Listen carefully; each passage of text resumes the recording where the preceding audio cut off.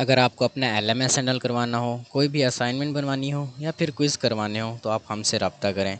इसके अलावा अगर आपको किसी भी सब्जेक्ट की ऑनलाइन क्लासेस चाहिए या फिर अपना प्रोजेक्ट बनवाना हो या फिर प्रोजेक्ट की कोई भी असाइनमेंट या उसके रिलेटेड कोई भी गाइडेंस चाहिए तो आप हमसे रब्ता करें। आज हमने लेक्चर नंबर 14 से स्टार्ट लेना है और ये पिछले लेक्चर से ही रिलेटेड है। बेसिकली कल हमने बटन देखा था कि कैसे बनाते हैं और उस बटन पे डिफरेंट प्रॉपर्टीज़ थी वो कैसे लगाते हैं, यानी उसमें अगर हमने डिज़ाइनिंग करनी हो तो कैसे करते हैं। तो ये 3 मेथड दिए हुए हैं कि एक कोड को हम 3 तरह से लिख सकते हैं, ठीक है, XML में। तो बेसिकली आपको तो पता है कि XML में टैग्स वगैरह यूज़ होते हैं और जो टैग हमने स्टार्ट करना होता है वो उसको एंड भी करना होता है। अब यहाँ पे हमने कोड लगाया है सॉलिड कलर ब्रश और इसमें हमने दे दिया है वाइट। देखिए, जब भी हम HTML में कोई कोड वगैरह लिखते हैं, अगर दो बटन के टैग्स के दरमियान जो भी हम स्ट्रिंग वगैरह लिखते हैं या कंटेंट लिखते हैं तो वो उसका नाम बन जाता है, ठीक है। तो होना तो ये चाहिए था कि हमारा एक बटन बनता और उस बटन का नाम हमारे पास होता वाइट, लेकिन यहाँ पे ये white as a colour use हो रहा है क्योंकि XML हमें ये फैसिलिटी देती है कि मैंने आपको बताया था कि इसमें टाइप कन्वर्टर वगैरह हम यूज़ कर सकते हैं, ठीक है। स्ट्रिंग को एक डेटा टाइप को दूसरी डेटा टाइप में हम कन्वर्ट कर सकते हैं। तो ये स्ट्रिंग वाली data type as a colour यहाँ पे हमारे पास यूज़ होगी, ठीक है। यहाँ पे देखें, यहाँ पे हमने क्या किया, एक एट्रीब्यूट लगाया कलर के नेम से और उसको क्या कर दिया हमने वाइट। तो यहाँ पे भी एक हमारे पास बटन बना हुआ है जिसका कलर क्या है वाइट, यानी जिसका बैकग्राउंड कलर समझ लें या कलर समझ लें वो वाइट हो गया। फिर यहाँ पे हमने एक टैग बनाया ब्रश के नेम से और यहाँ पे ब्रश के नेम से बनाया और उसके अंदर हमने कंटेंट में डाल दिया वाइट। लेकिन ये जब XML में इसको हम आउटपुट इसकी शो करवाएंगे तो ये क्या होगा, ये एक बटन होगा और उस बटन के क्या होगा, कलर उसका वाइट हो जाएगा, सही है। बाकी इसमें कंटेंट वगैरह अलग से हमने इसमें एट्रीब्यूट देना होता है कि कंटेंट इसमें किस तरह डाल सकते हैं। तो कंटेंट जो होता है, अगर पिछले कोड में देखें हमें मिले तो ये देखें इस तरह का कंटेंट हमारे पास होता है। और ये जो कोडिंग है इसको आप देख लिया करें क्योंकि कल मैंने जो MCQs किए थे तो उसमें यही कोडिंग वाले सारे के सारे MCQs थे, सही है।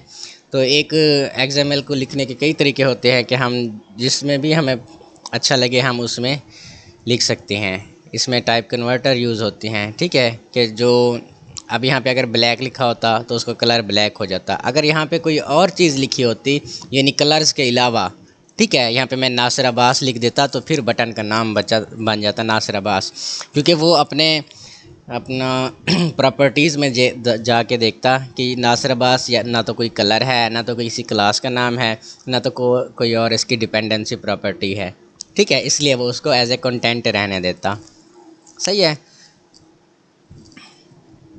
तो ये 3 तरह से हम लिख लेते हैं उसको। आपको बटन बनाना हो इस तरह से बना सकते हैं, इस तरह से बना सकते हैं और इस तरह से भी बना सकते हैं, ठीक है। इसका कोई मसला नहीं है। वैसे जो अच्छा तरीका होता है वो ये होता है कि हम जो भी उसके एट्रीब्यूट होते हैं वो उसके अंदर ही हम डाल देते हैं।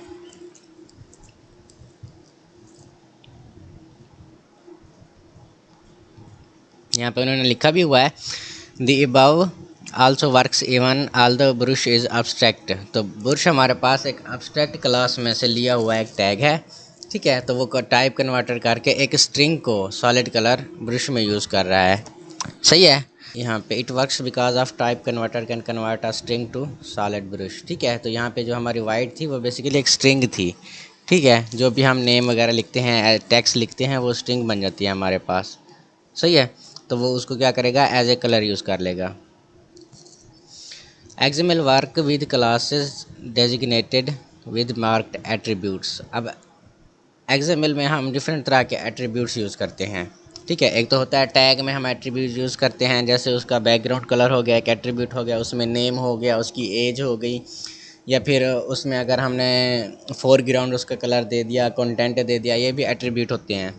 लेकिन जो XML में हम दूसरी तरह के एट्रीब्यूट भी इस्तेमाल कर सकते हैं जिन्हें हम हैश टेबल के नेम से जानते हैं। हैश टेबल में क्या होता है कि हमें एक स्पेसिफिक की देनी पड़ती है हर एट्रीब्यूट के साथ, ठीक है। ये हम अरेज़ वगैरह में यूज़ करते हैं क्योंकि अरेज़ वगैरह में हमारे पास आई प्रॉपर्टीज़ यूज़ होती हैं। वो नीचे लिखा भी हुआ है कि यहाँ पे आई लिस्ट हमारे पास यूज़ होता है जब आप किसी अरे को इम्प्लीमेंट वगैरह करते हैं, सही है।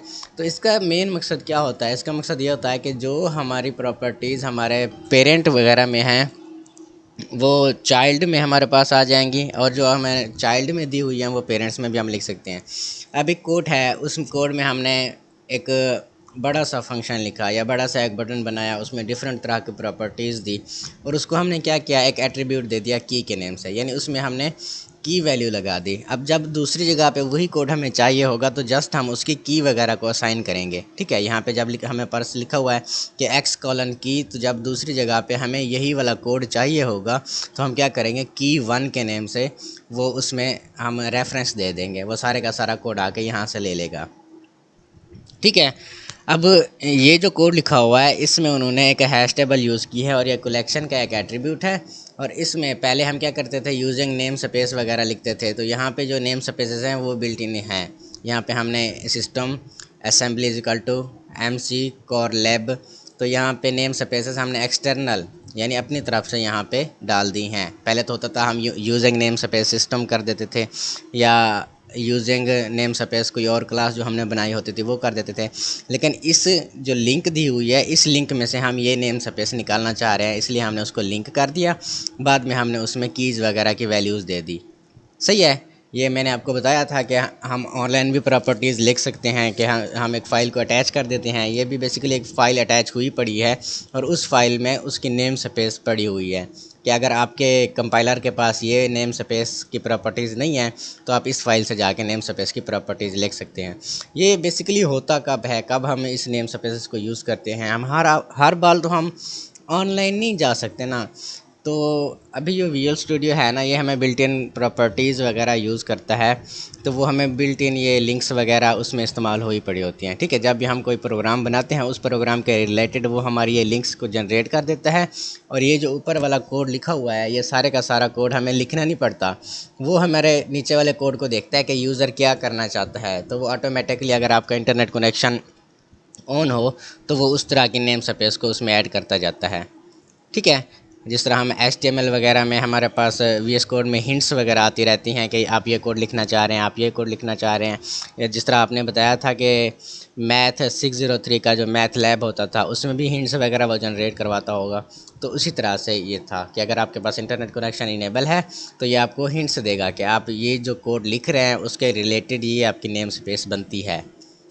ठीक है, तो हमारे पास XML चाइल्ड एलिमेंट के कुछ रूल्स होते हैं, उस रूल्स में से हमारे पास पहला आ जाता है आई लिस्ट के। आई लिस्ट को हम कब इम्प्लीमेंट करते हैं, आई लिस्ट को हम तब इम्प्लीमेंट करते हैं जब हमारे चाइल्ड की खसूसियात को पेरेंट्स से लेना हो।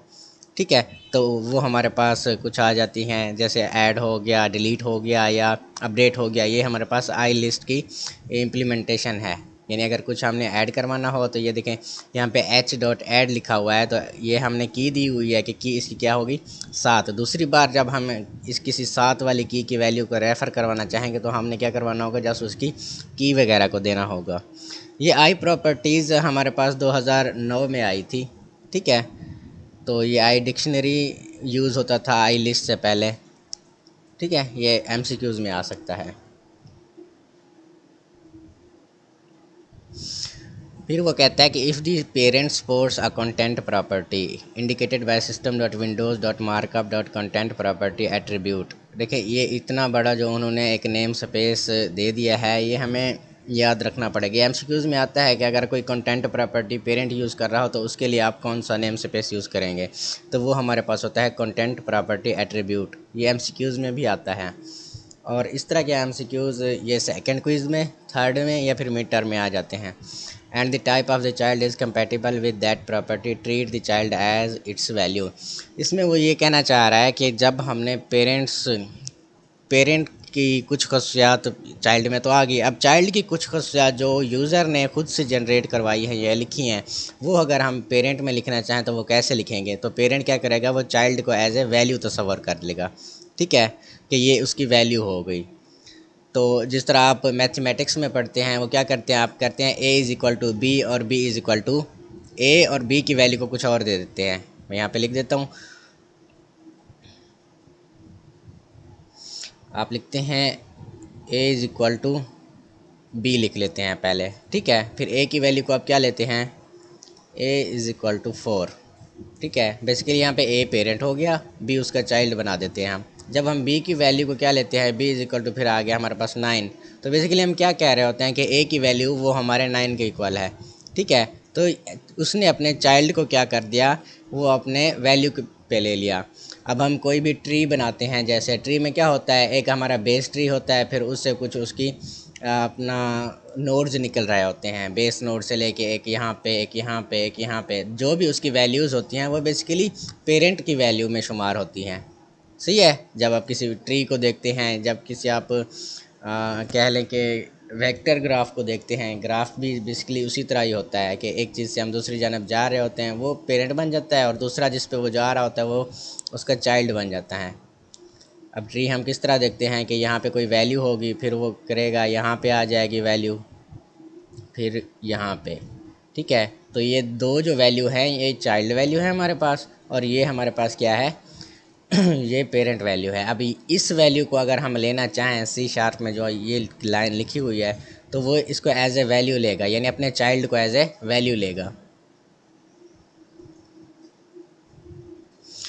फिर हमारे पास और दो प्रॉपर्टीज़ आ जाती हैं उसमें आ जाता है XML रीडर और XML राइटर, ठीक है। कल भी हमने पढ़ा था, एक होता है XML डॉक्यूमेंट रीडर और डॉक्यूमेंट राइटर होता है। यहाँ पे हमारे पास क्या है, XML रीडर और XML राइटर। ये कब यूज़ होती हैं, ये किसी भी फ़ाइल को फैच करने के लिए, ठीक है। यहाँ पे हमारी जो फ़ाइल है windows.xml, ये कब होगी, जब हम किसी एक प्रोजेक्ट में से एक XML की फ़ाइल को लेना चाह रहे होंगे, यानी उसके वाले कोड को आप कह लें कि दूसरे जगह पे इस्तेमाल करना चाह रहे होंगे, तो वहाँ पे हमारे पास क्या यूज़ होगा, XML रीडर, ठीक है। यहाँ पे उन्होंने XML रीडर कहा हुआ है। बेसिकली ये एक प्रोजेक्ट की कोडिंग लिखी हुई है, उस प्रोजेक्ट में हमारा एक जो XML का पेज बना हुआ है या XML की स्क्रीन बनी हुई है या कोड लिखा हुआ है, वो है mywindow.xaml, ठीक है। तो उसको लेने के लिए उन्होंने क्या लिखा है, XML रीडर, यानी उस विंडो से आपने क्या करना है, वो XML वाला रीडर,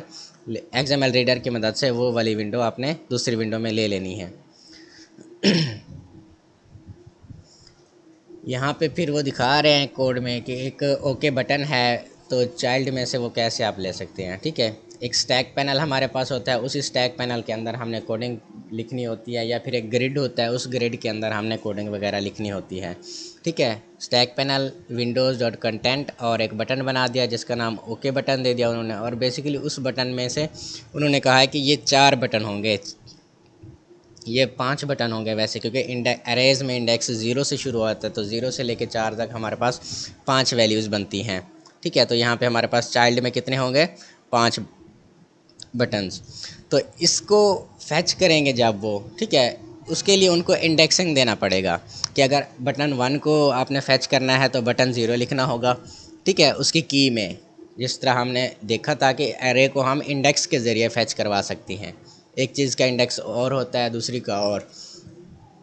ये पिछले टॉपिक अगर आपके क्लियर हैं तो आपको समझ आ रहा होगा, सही है।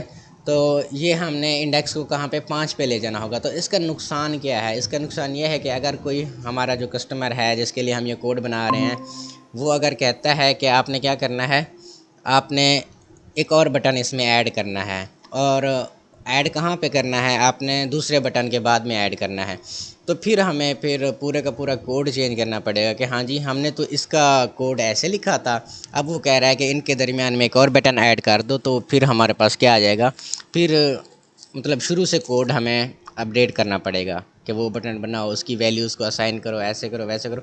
तो ये वाला कोड हमारे पास डर्टी कोड में शुमार होता है कि इस तरह का कोड हमें नहीं चाहिए होता, ठीक है। तो जो हमारे पास क्लीन कोड होता है वो इस तरह का होता है कि हम हर बटन को एक की जनरेट करवा देते हैं, ठीक है। तो इस की का फ़ायदा ये है कि जब हमने वो बटन लेता होता है तो जस्ट हमने उसकी की वगैरह को असाइन कर देना होता है, और जब इसमें कोई अपडेट करना होता है तो हम उसकी की में उसकी की को ढूंढ के उसके नीचे जस्ट एक और इस तरह के कोड बना लेते हैं, तो एक और बटन हमारे पास बन जाता है। यहाँ पे एक ओके का बटन है, तो फिर इसके नीचे हम कैंसिल का बटन आप अगर लगाना चाहें तो इसी कोड को कॉपी करके नीचे पेस्ट कर दें और ओके की जगह पे कैंसिल बटन लिख लेंगे, तो हमें कोई भी फ़र्क नहीं पड़ेगा और हमारा कोड में वो बटन एक और भी आ जाएगा, सही है।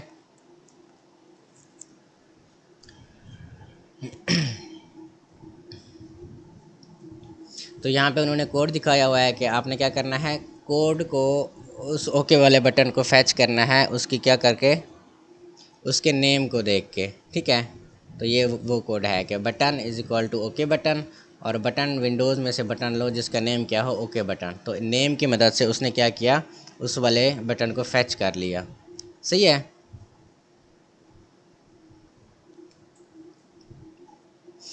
फिर हमारे पास आ जाता है कुछ क्लासेस होती हैं हमारे पास, name property design it as special name using a custom attribute. अब क्लासेस में हम कुछ कस्टम एट्रीब्यूट्स भी दे सकते हैं। एट्रीब्यूट्स हमारे पास क्या हो गए कि उसको हम टारगेट देते हैं। ये बाइंडिंग एलिमेंट्स या बाइंडिंग प्रॉपर्टीज़ फाइनल टर्म में एक टॉपिक आता है, वहाँ हम वहाँ पे पढ़ेंगे। ठीक है, तो मैं इसको आप दिखा देता हूँ, बता देता हूँ आपको कि ये होगा कैसे, इस कोड में लिखा क्या हुआ है। बेसिकली उन्होंने एक लेबल बनाया है। लेबल का मतलब है कि फ़र्स्ट नेम सेकंड नेम जिस तरह से हम लिखते हैं, तो ये बनाया है। ठीक है, उसमें टारगेट उन्होंने दे दिया है कि binding element is equal to box. ठीक है, कि इसका टारगेट क्या है, बॉक्स। यानी अगर आपके पास एक लॉगिन है, लॉगिन में आपके पास इस तरह का लिखा हुआ है, पहले पहले लिखा हुआ है नेम, ठीक है, कॉलन, फिर आगे हमारे पास इस तरह का बॉक्स बना होता है। ठीक है, कि फर्स्ट नेम आपका, आपने नेम यहाँ पे लिखना है। ठीक है, इसको आप एक बॉक्स समझ लें। अगर मैं यहाँ पे ड्रा कर लूँ तो आपको समझ आ जाएगा कि किसी लॉगिन में जिस तरह हम वी यू में आईडी लिखते हैं, तो उसमें भी यही होता है कि उसका टारगेट क्या है, आपने यहाँ तक टारगेट रखना है कि अगर नेम हो तो वो इस वाले बॉक्स में शो होना चाहिए, और अगर उसमें कोई और पासवर्ड हो तो वो किसी और में शो होना चाहिए। तो कंटेंट उन्होंने दे दिया एंटर अंडरस्कोर टेक्स्ट। ये अंडरस्कोर टेक्स्ट का क्या मतलब है, जब भी उन्होंने कहा कि binding element is equal to box, basically उन्होंने यहाँ पे एक प्रॉपर्टी यूज़ की है, वो फोकस की प्रॉपर्टी है। ठीक है, कि अगर आपने इस बॉक्स के अंदर आल्ट बटन प्रेस किया और उसके साथ कुछ नेम लिखना शुरू कर दिया, तो इस पे वो फोकस कर देगा, यानी इसका कलर वगैरह चेंज कर देगा। आपको वो दिखेगा कि हम इसके अंदर काम कर रहे होते हैं। हम जब देखें, अब यहाँ पे फोकस कब यूज़ होगा, जब मैं इस वाली लाइन को इस तरह ब्लू कर दूंगा, तो ये हमें वर्ड दिखाएगा कि आप इस वर्ड पे आप आपकी आइज़ इस वर्ड पे हैं या आप इस वर्ड को देख रहे हैं। तो फोकस प्रॉपर्टी ये होती है। बेसिकली ये भी फोकस तब यूज़ करेगा जब आप नेम वाले बटन में या नेम वाले टेक्स्ट बॉक्स में नेम लिखना स्टार्ट करेंगे, तो ये वाला इनेबल हो जाएगा। ठीक है, अब फिर आपने उसको एक नेम भी दे दिया कि इसका नेम क्या होगा, बॉक्स। इस तरह और भी हमारे पास कोड यूज़ हो रहे हैं। उस कोड में हमने क्या किया है, उसमें हमने एक लिंक के ज़रिए उसकी फ़ोकस प्रॉपर्टीज़ को फैच किया है, यानी हमने उसमें टारगेट नहीं लिखा। ठीक है, तो हमने उसको क्या कर दिया, एक लिंक लगा दिया कि आप जब इस पे फोकस वाली प्रॉपर्टी यूज़ करवाना चाहें तो वो टारगेट वाली प्रॉपर्टी यानी binding element is equal to box यहाँ से ले लें। ठीक है, तो एक कोड को लिखने के कई तरह के तरीके होते हैं। यहाँ पे हमने just target is equal to box ले लिया और name is equal to box ले लिया। ठीक है, फिर हमारे पास यहाँ पे एक शॉर्ट में आता है कि कंपाइल किस तरह करते हैं हम XML डॉक्यूमेंट को। तो इसके कंपाइल 3 स्टेप्स होते हैं, ये MCQs में भी आता है। Converting a XML file into special binary format, हम सबसे पहले उसको एक बाइनरी फार्मेट में कंपाइल करते हैं, यानी बाइनरी फार्मेट में कन्वर्ट कर देते हैं, स्पेशल बाइनरी फार्मेट। ठीक है, embedding the converted content as a binary resource in the assembly being built and performing the plumbing that connects XML with procedure code automatically. देखिए, अब XML हमारे पास window होती है, उसका कोई ना कोई C# वाला कोड भी होता है। यानी XML में हमने एक बटन बनाया है तो उसका कोई ना कोई C# वाला कोड भी होगा। यहाँ पे देखें तो हमारे पास ये वाला कोड जो है ये XML का है, और इसके रिलेटेड जो हमारा कोड है वो ये C# का है। वो कहता है कि अगर XML का कोड आपके पास कोई होगा तो उसके रिलेटेड कोई ना कोई कोड C# वाला भी होगा। आप खुद से ना लिखें, लेकिन जो हमारा कंपाइलर होगा या जो हमारा कोड एडिटर होगा वो खुद से उसमें कंस्ट्रक्टर वगैरह उस कोड के रिलेटेड जनरेट करवा देगा। ठीक है, अब यहाँ पे हमने उसके क्या लिख दी, class is equal to my name space लिख दी डॉट माई विंडोज़। ठीक है, तो यहाँ पे उसने क्या किया, पार्शल क्लास। पार्शल क्लास वो क्लास होती है कि हम एक ही क्लास को 1000 फाइल्स में यूज़ कर सकते हैं। यानी एक हमारे पास क्लास होती है, उस क्लास को हम जितनी फाइल्स में चाहें यूज़ कर सकते हैं, वो हमारी पार्शल क्लास बन जाती है। ठीक है, तो इसमें भी यही लिखा हुआ है, एक माई नेम स्पेस उन्होंने बना दी है डॉट माई विंडोज़, जो विंडोज़ से हम ले रहे हैं, माई विंडोज़ से। तो एक पार्शल क्लास उन्होंने बना दी है माई विंडोज़ के नेम से, और उसको रेफ़र कहाँ करवाया है, विंडोज़ से। ठीक है, और उसमें उसका जो पब्लिक कंस्ट्रक्टर आ गया वो ये आ गया, यानी उसकी बॉडी पे हमने ये लिख दिया, ये अभी कमेंट में है। ठीक है, ये ऊपर वाला necessary to call in order to load XML defined content, ये कमेंट में है, ये हमारा कंपाइलर बिल्ट इन देता है। सही है। ये मैं अभी आपको दिखाता हूँ कि VS कोड में हम इसको किस तरह लिख सकते हैं। ये आपने देख लेना है। इवेंट हैंडलर यहाँ पे कहाँ पे यूज़ होगा, इवेंट हैंडलर किसी भी बटन पे यूज़ होगा। ठीक है, the partial keyword is important when we add new items to certain WPF project visual studio does all it automatically for us. ठीक है, तो विजुअल स्टूडियो ये सारा कोड हमें ऑटोमेटिकली जनरेट करवा के देता है। फिर हमारे पास आ जाता है lecture number 15, BML is binary application markup language. ये MCQs में भी आ सकता है। इनके जो भी नेम है वो फुल फॉर्म में आपको याद होने चाहिए कि XML का क्या नाम है हमारे पास, BML का क्या है, CAML का क्या है। ठीक है, तो CAML हमारे पास होता है कंपाइल्ड एप्लीकेशन मार्कअप लैंग्वेज। ये अभी यूज़ नहीं होती है, अभी तो हमारे पास जस्ट XML ही यूज़ होती है। ठीक है, अभी जो लेटेस्ट है वो XML है। इससे पहले हमारे पास CAML, BAML या फिर कल मैंने आपको बताया था कि जिस तरह GDI प्लस यूज़ करते थे वो भी था। ठीक है, ये कुछ BML का कोड लिखा हुआ है कि BML में हम किस तरह प्रोसीजरल कोड लिखते थे। ठीक है, पहले हम उसमें की असाइन करते थे, फिर उसमें हम एक उसका C डेटा के नेम से नेम स्पेस बना लेते थे। आप ऐसे समझे, ये नेम स्पेस हो गया। अब देखें XML में और BML में क्या फ़र्क है। ठीक है, BML में इस तरह होता था कि हम उसमें विंडोज़ का जो कैनवास होता था या फिर XML का जो कोड हम देख लें तो वो भी वहीं पे यूज़ होता था और उसके रिलेटेड C# का कोड वो भी वहीं पे यूज़ होता था। ठीक है, तो ये जो कोड है ये C# का कोड है, ये भी वहीं पे यूज़ होता है कि अगर क्लोज़ वाला बटन है तो क्लोज़ वाले बटन पे उन्होंने वहीं पे फंक्शन लगा दिया कि दिस डॉट क्लोज़ और उस वो क्लोज़ हो जाएगा। सही है, तो इसका क्या नुकसान हमारे पास क्या था। एक तो नुकसान हमारे पास ये था कि हर बटन जब हम बनाते उसके रिलेटेड वहीं पे हमें कोड लिखना पड़ता, हमारा कोड लेंथी हो जाता। बाद में हम जब चेंजिंग करते तो हमें हर चीज़ को अलग अलग से देखना पड़ता था। एक तो इसका ये नुकसान था। दूसरा इसका ये नुकसान था कि इसको हमने डबल स्क्वायर ब्रैकेट से क्लोज़ करना होता था। जब भी हम इसमें अरेज़ वगैरह यूज़ करते तो अरेज़ को आपको पता है कि अरेज़ में हम किस तरह बनाते हैं। अरेज़ हम इस तरह बनाते हैं कि हमारे पास ये स्क्वायर ब्रैकेट्स होती हैं। जब हम इसमें जैक्ड अरे वगैरह यूज़ करते हैं तो जैक्ड अरे भी हमारे इस तरह होती है। ठीक है, कि हम उसमें क्या करते हैं, एक अरे के अंदर दूसरी अरे हमारी छुपी होती है। सही है, ये हमारे पास जैक्ड अरे आ गई। तो जब भी हम जैक्ड अरे वगैरह इसमें यूज़ करते तो जैक्ड अरे इसमें एरर देता, क्योंकि इसको हमने एंड किस तरह करना होता, डबल स्क्वायर ब्रैकेट से। और जैक्ड अरे को भी हमने इसमें डबल स्क्वायर ब्रैकेट से एंड करना होता। तो कंपाइलर परेशान हो जाता कि हाँ जी ये जो कोड लिखा हुआ है ये किस तरह लिखा हुआ है। तो वो हमारे कोड में एरर जनरेट करवा देता। वो या तो कहता कि आप इस अरे को काट दो या तो कहता कि इसको काट दो। अब जब हम अरे को काट देते तो हम अरे बना रहे होते हैं, अरे तो हमें चाहिए है। जब वो अरे ही नहीं मिलेगी तो हमारा कोड किस काम का। जब हम अरे को नहीं काटेंगे, हम इन डबल स्क्वायर ब्रैकेट्स को काट देंगे तो फिर भी हमारा कोड नहीं रन होगा। वो कहेगा कि आपका कोड जो है वो लिखा ही सही तरीके से नहीं है, यानी इसका सिंटैक्स में ये डबल स्क्वायर ब्रैकेट्स मिसिंग है। ठीक है, तो in double square bracket missing को हम एक और तरीके से भी लिख सकते थे। अगर हम ये डबल ब्रैकेट ना यूज़ करते तो इसकी जगह पे हमें कौन सा एट द रेट यानी एंड मार्क और IT और एंड मार्क और AMP यूज़ करना होता। ठीक है, तो इस तरह से हमारा कोड जो है बहुत ही लेंथी हो जाता, कहीं पे हमारा कुछ काम ना करता। तो इसकी बजाय हमने क्या किया, BML को उन्होंने XML में कन्वर्ट कर दिया ताकि कोड जो है हमारा वो अच्छी तरह से कंपाइल होकर रन हो।